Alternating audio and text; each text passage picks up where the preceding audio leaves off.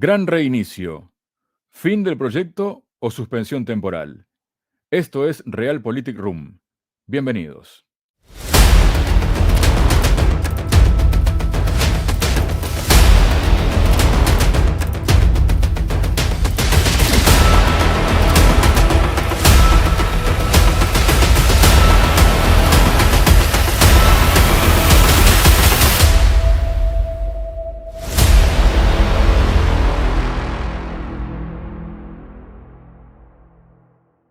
Hola, bienvenidos a otra edición de Realpolitik Room, donde vamos a seguir con el tema que hemos comenzado a tocar semanas pasadas, capítulos pasados, episodios pasados en Realpolitik Room, y para ello cuento con la presencia del presidente de la consultora ECAI Center, Adrián Zelaya. Adrián, bienvenido a Realpolitik Room. ¿Cómo estás?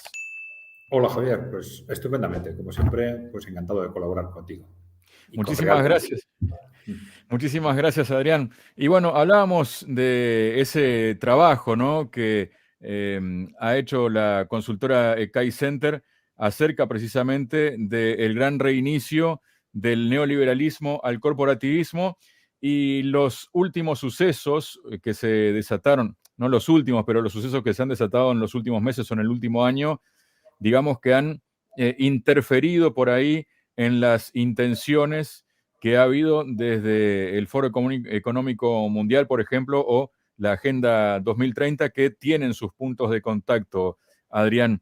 Y llegamos a una etapa, ¿no?, de tu trabajo, de CAI Center, en el que se habla de un triple acoso contra el gran reinicio, ¿no? Y lo que se menciona es ataque geopolítico, Rusia y China, ataque conservador, el trumpismo, y además enormes pérdidas del grupo BlackRock. ¿Cómo puedes explicarnos todo esto, Adrián? Sí, vamos a ver. En principio, para centrar el tema para nuestros oyentes, estamos hablando del Gran Reinicio como un proyecto puesto en marcha por el Foro Económico Mundial, que al final es una organización que representa a las grandes multinacionales occidentales, cerca de 1.000 multinacionales, prácticamente todas, ¿no? Entonces, es un proyecto que por eso tiene una relevancia impresionante en ese sentido. Bueno, vamos a ver. Lo que ocurre es que una vez que este proyecto se pone en marcha en primavera del año 2020, hay distintas fuerzas que empiezan a actuar en contra del mismo. Una de ellas es, desde el punto de vista del propio Occidente, fundamentalmente de Estados Unidos, de elementos conservadores alrededor de lo que se ha llamado el trumpismo. Algunos hablan de que la industria nacional, frente a las multinacionales que están apoyando el proyecto de globalizador del gran reinicio, etc. ¿no? Pero estas fuerzas han ido cogiendo un peso importante en los distintos estados durante estos últimos 2 años y de alguna forma han asentado su posición en contra de ese proyecto del gran reinicio y en contra de las entidades que los han impulsado. ¿Qué entidades? Pues están apuntando fundamentalmente a las grandes gestoras de activos o gestoras de fondos de inversión, que recordemos que son, como BlackRock y Vanguard, son estas entidades que gestionan inversiones y controlan entre un 5 y un 10% de prácticamente todas las multinacionales occidentales, ¿no? Esto ha cambiado sustancialmente la estructura del capitalismo occidental, que antes analizábamos por sectores. Las grandes corporaciones tenían intereses sectoriales claramente diferenciados, mientras que ahora detrás de los distintos sectores están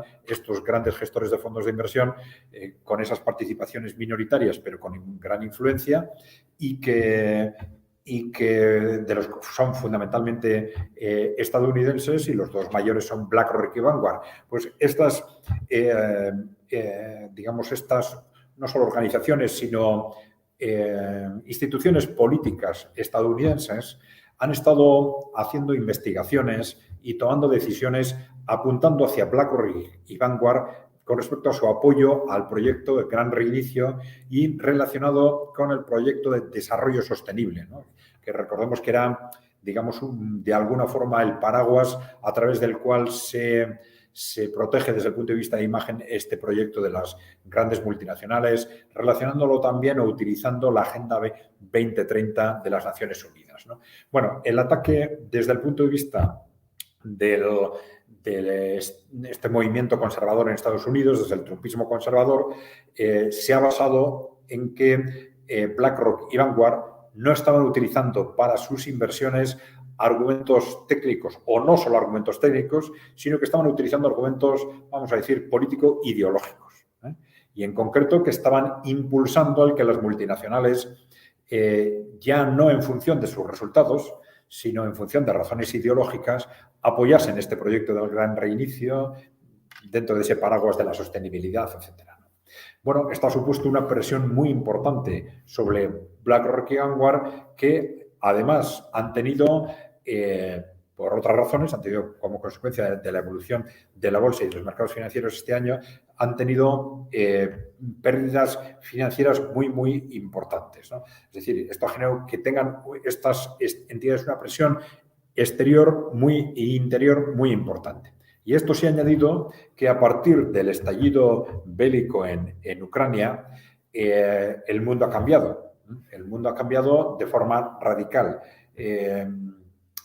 Lo que pensábamos que iba a ser un mundo multipolar, de pronto se ha convertido en un mundo dividido en dos, como consecuencia de forma directa de los posicionamientos de unos y otros países con respecto a las sanciones contra Rusia. Esto, de hecho, ha configurado o está configurando un nuevo telón de acero que rodea fundamentalmente Occidente y en esta ocasión creado por el propio Occidente para protegerse a sí mismo del resto del mundo, ¿no? Bien, esto ha creado un contexto en el que, si nos damos cuenta, ya 2 semanas después del estallido bélico en Ucrania, ya desde BlackRock, por un lado, esta gestora de activos, y por el otro lado, desde el punto de vista del Foro Económico Mundial, el protagonista del gran reinicio, ya se dice, lanzan mensajes diciendo, ojo, nuestro proyecto globalizador ha terminado. Utilizan ese tipo de términos. Ahora, la prioridad es hacer frente al desafío de China y de Rusia. Lo dicen así, utilizando esas palabras con claridad. Entonces, tenemos de esta forma una triple confluencia de factores que han presionado al proyecto Gran Reinicio. Por un lado, la amenaza geopolítica de China y Rusia. Por otro lado, la reacción del trumpismo, del conservadurismo trumpista, digamos, fundamentalmente en Estados Unidos. Y, por otro lado, las pérdidas que BlackRock y Vanguard están manteniendo en los mercados financieros. Esto ha generado, durante estas distintas presiones, han generado movimientos muy importantes, continuados durante estos meses, ¿no? Un primer movimiento ha sido en el propio foro de Davos, en el Foro Económico Mundial. A partir de febrero del 2022, ya la palabra gran reinicio desaparece de las reuniones del Foro Económico Mundial. Se sigue hablando de proyectos concretos, pero ese concepto de un proyecto totalizador que va a sustituir al neoliberalismo, poniéndole nombre, etcétera, desaparece. Y esto es en sí mismo muy importante y muy revelador. Una de las manifestaciones más claras se han producido a fines del año 2022, donde BlackRock y Vanguard, como consecuencia de estas presiones que estaban sufriendo tanto externas, como internas desde sus propios accionistas, han hecho declaraciones tremendamente sorprendentes diciendo que a partir de ahora en sus inversiones van a renunciar a los objetivos de desarrollo sostenible, a los objetivos de sostenibilidad que estaban dando cobertura a estos proyectos como el Gran Reinicio, ¿no? Claro, esto significa vamos a guiarnos exclusivamente por objetivos financieros y no por objetivos ideológicos como eran los que se enmarcaban en este proyecto, ¿no?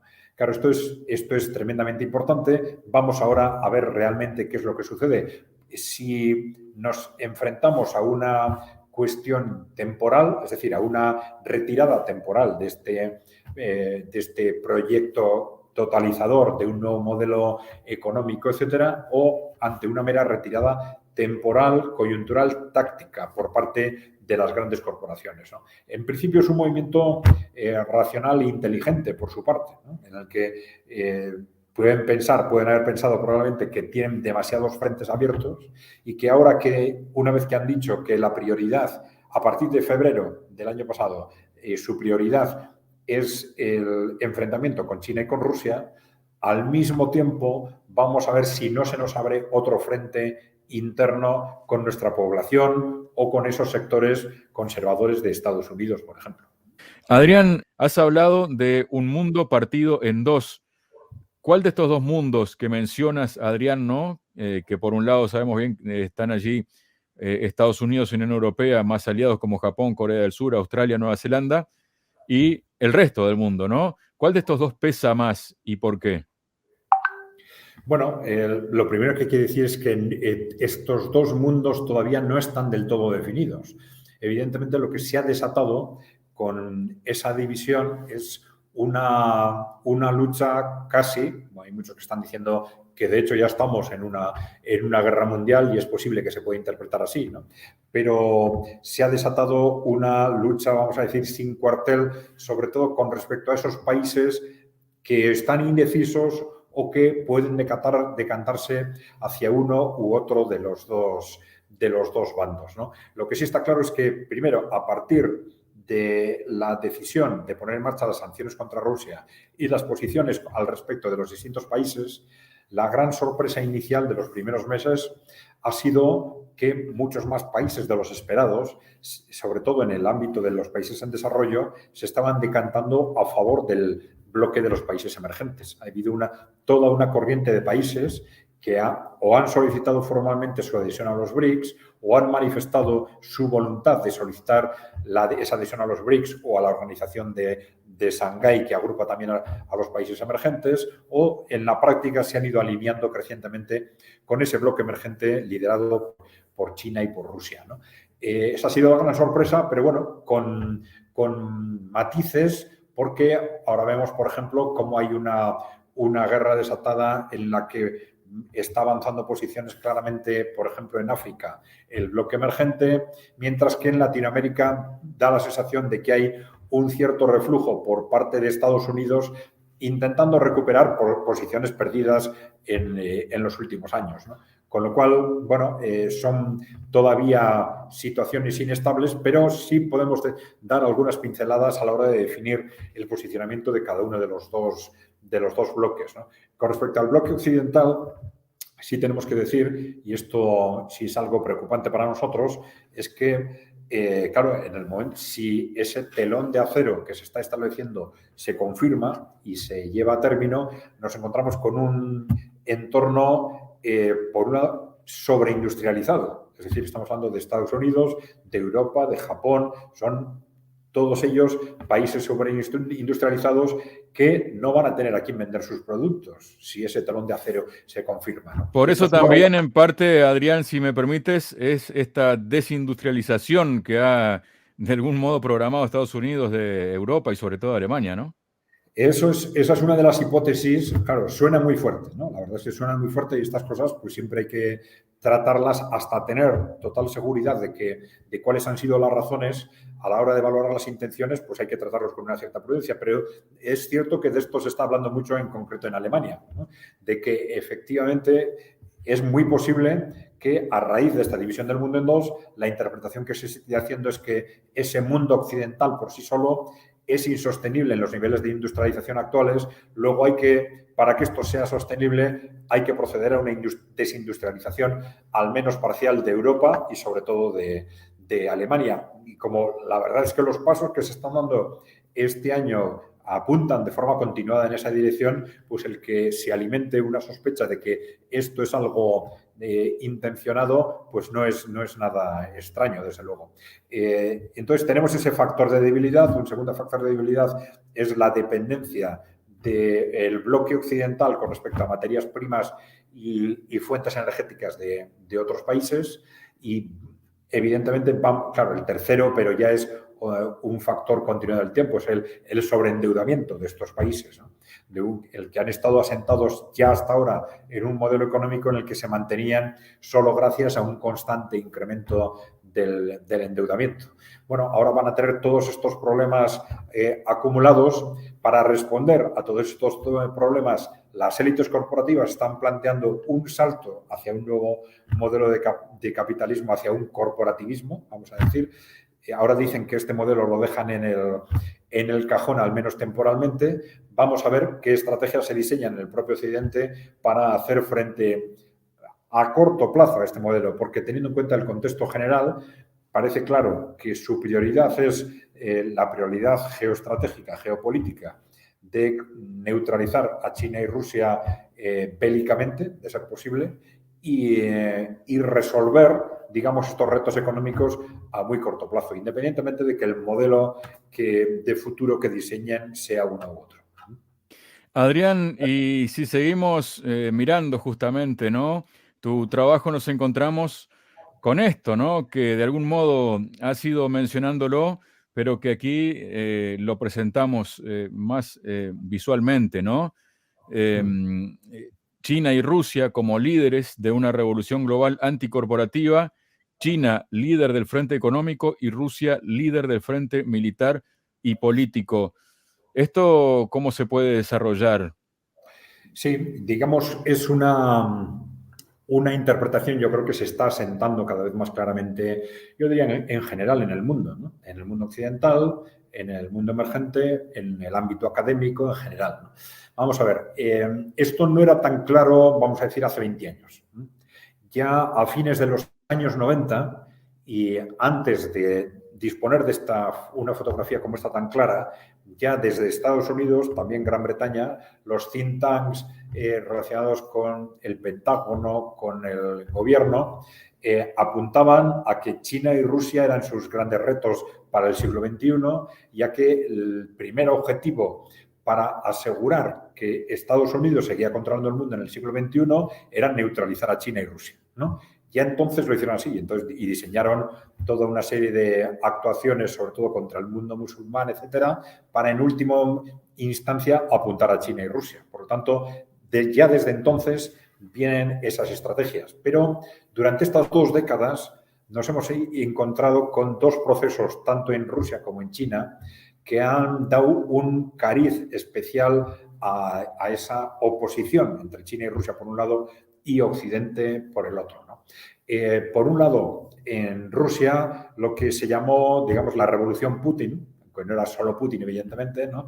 Pero que a partir de la llegada de Putin al gobierno, se produce una reacción frente a lo que habían sido los años 90, unos años 90 en los que Rusia había estado controlada por los grandes multimillonarios, oligarcas, que a su vez controlaban el poder político. Y claro, la revolución Putin precisamente se basa en echar del poder a estos oligarcas y controlar su actividad, en parte de forma directa, en parte a través de tomas de control público de empresas estratégicas, de nacionalizaciones, renacionalización, vamos a decir, del sector financiero. Es muy ilustrativo, por ejemplo, lo que ha pasado con el sector financiero, con el sector bancario en Rusia, que de un 100% público con la Unión Soviética durante la época de Yeltsin, en la que en los años 90, en la que las grandes corporaciones occidentales también se hacen con el control de Rusia, ese 100% baja al 30% y a partir de la revolución Putin